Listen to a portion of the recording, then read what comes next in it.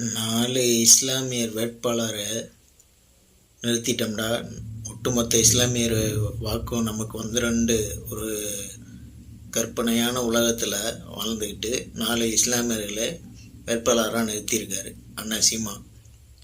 அது ஒரு காலமும் நடக்காது. ஏண்டாக்கா முந்தைய காலத்திலேயே இஸ்லாமியர்கள் ஒரு நிலைப்பாட்டை வச்சுருப்பாங்க.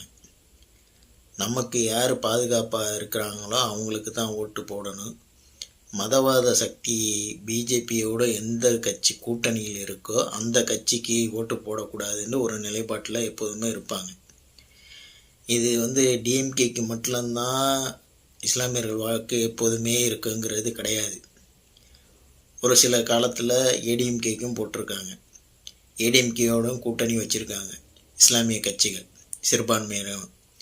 ஏண்டாக்கா அவங்க பார்ப்பாங்க, ஏடிஎம்கே பிஜேபியோட கூட்டணியில் இருக்கா, இல்லை டிஎம்கே பிஜேபியோட கூட்டணியில் இருக்கா என்று முதல்ல பார்ப்பாங்க. ரெண்டாவது, எந்த கட்சி ஆட்சிக்கு வந்தால் சிறுபான்மையருக்கு பாதுகாப்பாக இருக்கும் அதை பார்ப்பாங்க. பார்த்ததுக்கப்புறம்தான் ஒட்டுமொத்த இஸ்லாமிய சமுதாயமும் யார் வரணும் யார் வரக்கூடாதுன்னு முடிவு எடுத்து, யார் வரக்கூடாதுங்கிறதுல கன்ஃபார்மாக இருக்காங்களோ அவங்களுக்கு ஓட்டு போட மாட்டாங்க. அது ஏடிஎம்கேயாக இருந்தாலும் சரி, டிஎம்கேயாக இருந்தாலும் சரி. ஆக மொத்தம் இஸ்லாமியர் ஒரு வேட்பாளர் நிறுத்துறதுனால ஒட்டுமொத்த இஸ்லாமிய சமுதாயமும் உங்களுக்கு ஓட்டு போடன்னு கனவு காணாதீங்க. இது முதல் ஒரு பதில். ரெண்டாவதாக, இந்த 4 இஸ்லாமியர் வேட்பாளரும் இதுவரைக்கும் உங்கள் கட்சியில் அதிகமாக நம்ம 90% நம்ம பார்த்த வகையில் உங்கள் கட்சியில் அவங்க பேசினா தான் நமக்கு பொது மேடையிலையோ பொதுக்கூட்டத்திலேயோ பேசின மாதிரி நமக்கு வலைத்தளங்களில் நம்ம பார்க்கல. இப்போ இந்த வேட்பாளர் அறிவித்த பிறகு தான் இவங்க இவ்வளோ வீரியமாக பேசுகிறாங்க. வேட்பாளர் அறிவிப்புக்கு முன்னாடி இவங்கள நம்ம அதிகமாக பார்த்ததில்லை. அதில் அந்த ஒரு ஆண் மட்டும் நம்ம பார்த்த மாதிரி இருக்குது, பெண் பிள்ளைகளை அதிகமாக பார்த்த மாதிரி இல்லை. ஏற்கனவே ஒரு பெண் பிள்ளை உங்கள் கூட இருக்கிறப்ப ஒரு பெண் பிள்ளை தான் நம்ம பார்த்துருக்கோம். மற்ற 3 பேரை நம்ம அதிகமாக பார்த்ததில்லைன்னு வச்சுக்குவோம். இப்போ இவங்க ஒரே நாளில் ஒரே மாதத்தில் இவ்வளோ வீரியமாக பேசுறதுக்குள்ள வாய்ப்பு கிடையாது. எந்த ஒரு பேச்சாளராக இருந்தாலும் அவங்க எடுத்தோடனே இவ்வளோ வீரியமாக பேச முடியாது. அவங்களுக்கு குறிப்பிட்ட பயிற்சி கொடுத்து 6 மாதமோ 1 வருஷமோ 2 வருஷமோ இப்படி பயிற்சி கொடுத்து அவங்கள பேச்சாளராக மாற்றினாங்க தான் இந்த அளவுக்கு வீரியமாக பேச முடியும். அப்போது பெரியாருடைய கொள்கையை அவங்களுடைய ஆழ்மனத்தில் நீங்கள் மூளை செலவு பண்ணி, பெரியார்னா இப்படி தான், அவர் பெண்ணுரிமைக்கு எதிர்ப்பானவர், தமிழுக்கு எதிர்ப்பானவர், இஸ்லாத்துக்கு எதிர்ப்பானவர்ன்னு அவங்களுக்கு மூளை செலவு பண்ணி 1 நாள் 2 நாள் பண்ணதில் அவங்க பேசுகிற மாதிரி தெரியல. வருஷ கணக்கில் அவங்களுக்கு பயிற்சி கொடுத்து அவங்கள பேச வச்சுருக்கீங்க. சரி, இப்போ நம்மளுடைய கேள்வி சிலைகள்லாம் இருக்குது, ஒன்று ஒன்றா பார்ப்போம். சரியா? அதில் இப்போ பெண் உரிமைக்கு எதிரானவருண்டு அந்த பொண்ணு பேசுது. கர்ப்பப்பை அறுத்துருந்தாக்கா வந்திருக்க முடியாது நீங்களான்ங்குது. அதேமாதிரி இஸ்லாத்துக்கு எதிராக பேசுனதுங்குது. இஸ்லாத்துக்கு எதிராக என்ன பேசினாருன்னு தெரியல. சிலது பேசியிருப்பாங்க, அது முந்தைய காலத்தில் பேசியிருப்பாங்க, பின்னாடி மாற்றிருப்பாங்க. நம்ம ஏற்கனவே ஆரம்பத்துலேயே ஒரு வீடியோ போட்டிருந்தோம். இன்றைக்கி பெரியாரை எதிர்த்து பேசுகிறாரு, இதுக்கு முன்னாடி பெரியாரை ஆதரித்து பேசினார் அண்ணன் சீமா. சரியா? ஆரம்ப காலகட்டத்தில் அண்ணன் சீமா பெரியார் தான் என்னுடைய பாட்டன், பெரியாருடைய கம்பு தான் பிரபாகருடைய துப்பாக்கின்னு பேசினார். ஆனால் இன்றைக்கி பெரியார் எங்களுக்கு எதிரிங்கிற மாதிரி பேசுகிறாரு. பெரியாருக்கு யார் எதிரியோ அவங்க நம்பக்கூடாதுன்னு பழனி பாபா சொல்லியிருக்காங்கன்ட்டு அது ஒரு செய்தி இருக்குது. அந்த செய்தியை கேட்க போனால் பழனி பாபா ஆரம்பத்தில் பெரியாரை பற்றி தெரியல, கடைசி காலத்தில் தான் அவங்களுக்கு பெரியாரை பற்றி தெரிஞ்சிச்சு, இல்லாக்கட்டி பெரியாரை நாங்கள் அப்போவே பழனி பாபா ஏசியிருப்பாருன்ட்டு ஒரு பொய்யான குற்றச்சாட்டை வைக்கிறீங்க. அதே கேள்வியை நம்ம உங்கள்கிட்ட கேட்குறோம். ஆரம்பத்தில் பெரியாரை கொள்கை தலைவர்னு ஏற்றுக்கிட்ட சீமான் பிறகு அவரை எதிரியாக சித்தரிக்கிறாரு. இப்போது பிரபாகரனை கொள்கை தலைவராக ஏற்றிக்கிட்டு இருக்காரு. இன்னும் ஒரு 10 வருஷம் 15 வருஷம் போனதுக்கப்புறம் பிரபாகரனையும் இதே மாதிரி சொல்ல மாட்டாருன்னு என்ன நிச்சயம் உங்களுடைய பார்வையில்?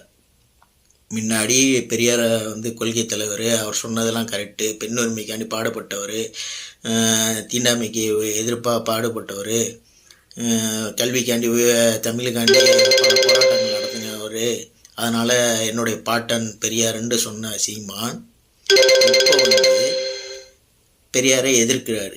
நாங்கள் இப்போ ஆய்வு செஞ்சோம், பெரியார் எல்லாத்துக்கும் மாற்றமாக இருந்திருக்காரு என்று சொல்கிறாரு. இதே மாதிரி இன்றைக்கி நான் வந்து பிரபாகரனுடைய பிள்ளைகள் என்று சொல்லிகிட்டு இருக்கிற சீமான், பிரபாகரன் தான் அப்படி தமிழ் இனத்துக்காண்டி போராடினார், அவர் தான் வந்து தமிழுக்காண்டியே வாழ்ந்தார் என்று சொல்லக்கூடிய சீமான், நாளைக்கு ஒரு 10 வருஷம் கழிச்சு நான் திருப்பி ஆய்வு செஞ்சேன் பிரபாகரன் வந்து செஞ்சதெல்லாம் தப்பு, அதனால் பிரபாகரனை எதிர்க்கிறேன்னு சொல்ல மாட்டாருன்னு என்ன நிச்சயம்? அப்போ இவருடைய நிலைப்பாடுங்கிறது எதுவுமே சரியில்லாத ஒன்று. அது தெரியாமல் இந்த பிள்ளைகள வந்து பெரியாரை வந்து அசிங்கமாகவும் கேவலமாகவும் பேசுது. பெரியார் உங்களுடைய கொள்கைக்கு விருப்பம் இல்லாட்டா பெரியாரை விட்டுட்டு நீங்கள் எந்த கொள்கையை சார்ந்திருக்கீங்களோ அந்த கொள்கையை எடுத்து சொல்லுங்கள். நீங்கள் உங்களுடைய கொள்கை முப்பாட்டன் முருகன் தான் சொல்கிறீங்களா, அந்த முருகனுடைய கொள்கை என்னவோ அதை சொல்லுங்கள், பாரதியுடைய கொள்கையை சொல்லுங்கள், அதை சொல்லி ஓட்டை வாங்க. அதை விட்டுட்டு பெரியாரை எதிர்த்து பேசி ஓட்டு வாங்கணும்னு நினச்சா இருக்கிற ஓட்டம் ஒன்றும் இல்லாமல் போயிடும். சரியா? பழனி பாபா அதே மாதிரி அந்த பொண்ணுகிட்ட வந்து ஒரு நிருபர் கேள்வி கேட்குறாரு. பழனி பாபா வந்து சொல்லியிருக்காங்களாம்மா, பெரியாரையும் அம்பேத்கரையும் ஏற்றுக்காத எந்த ஒரு அரசியல்வாதியும் நம்பாதீங்க, அவங்க வந்து உங்களுக்கு எதிரின்னு சொல்லியிருக்காங்களேன்னு கேட்டால் அந்த பொண்ணு திருப்பி பதில் கேட்குது, டிஎம்கேவை பற்றி தானே பழனி பாபா சொல்லியிருக்காரு, அப்போ டிஎம்கேக்கு ஏன் நீங்கள் சப்போர்ட் பண்ணுறீங்கன்ட்டு. பழனி பாபா டிஎம்கே மட்டும்லாம் ஏசலை, ஏடிஎம்கே ஏசியிருக்காரு, எம்ஜிஆர் ஏசியிருக்காரு, ஜெயலலிதா ஏசியிருக்காரு, எல்லாரையும் தான் ஏசியிருக்காரு, ராஜீவ்காந்தி ஏசியிருக்காரு. நீங்கள் சொல்கிற அந்த பிரபாகரன், நீங்கள் ஏற்றுக்கிட்டு இருக்கிற அந்த பிரபாகரனையும் தான் ஏசியிருக்காரு. முதல்ல ஆதரித்த பழனி பாபா பிறகு பிரபாகரனையும் தான் எதிர்த்துருக்காரு. என்னுடைய சமுதாயத்து மக்கள் மேலே நீ கையை வச்சினாக்கா இங்கே ஒன்றுமே இல்லாமல் பண்ணிவிடுவோன்ட்டு சொல்லியிருக்காரு. அப்போ பிரபாகரனை எதிர்த்தாருன்ட்டு நீங்கள் பிரபாகரனை எதிர்ப்பீங்களா? என்ன உங்களுக்கு கொள்கை? உங்களுடைய கொள்கை என்னவோ அதை சொல்லுங்கள். அதை விட்டுட்டு ஒரு இத்தனை வருட காலத்தில் வந்து எவ்வளோ தீண்டாமையை ஒழிப்பதற்கு பெரியார் ஒரு காரணமாக இருந்திருக்காரு. அவர் மட்டும்லாம் நம்ம காரணம்னு சொல்ல வரல, அவர் அங்கே இருந்திருக்காரா? ஏன் அவரை வந்து நீங்கள் இழிவுபடுத்துகிறீங்க? அதே மாதிரி தீண்டாமை தமிழுக்காண்டி எவ்வளோ போராடி இருக்காரு. அவர் நாயக்கராக இருந்து தெலுங்கராக இருந்தாலும் உங்களுடைய பார்வையில் அவர் தெலுங்கர் நாயக்கர் இருந்தாலும் தமிழுக்காண்டி போராடி இருக்காரா இல்லையா? அப்போ அதெல்லாம் பொய்யுங்கிறீங்களா? அப்போ இன்றைக்கி இவரை பொய்யுங்கிற மாதிரி நாளைக்கு பிரபாகரனையும் சொல்லுவீங்களா, சொல்ல மாட்டீங்களா? இதுதான் என்னுடைய கேள்வி. மொத்தம் இஸ்லாமியர்களை இந்த மாதிரி களம் இறக்கி விட்டால் இஸ்லாமியர் ஓட்டுகளை பிரிக்கலாம். அதனால் வந்து டிஎம்கேக்கு போகிற ஓட்டோ அல்லது ஏடிஎம்கேக்கு போகிற ஓட்டோ பிரிக்கலாம்ங்கிற கனவு கண்டால் அது சாத்தியமற்றது. இஸ்லாமிய சமுதாயம் ஒரு சிந்தனையோடு இருப்பாங்க. குறிப்பாக யாருக்கு ஓட்டு போடணுன்ற எண்ணத்தில் இருக்கிறதோட யாருக்கு போடக்கூடாதுங்கிறதுல உறுதியாக இருப்பாங்க. இவங்களுக்கு போடலாமா வேணாமாங்கிறதுல கூட சந்தேகமாக இருக்கும், யாருக்கு போடக்கூடாதுங்கிறத உறுதியாக இருப்பாங்க. அதனால் இந்த வேலை தமிழ்நாட்டிலேயே வேலைக்கே ஆகாது.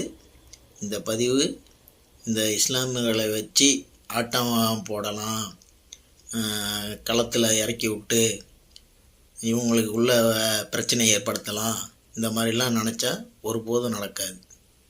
சரியா?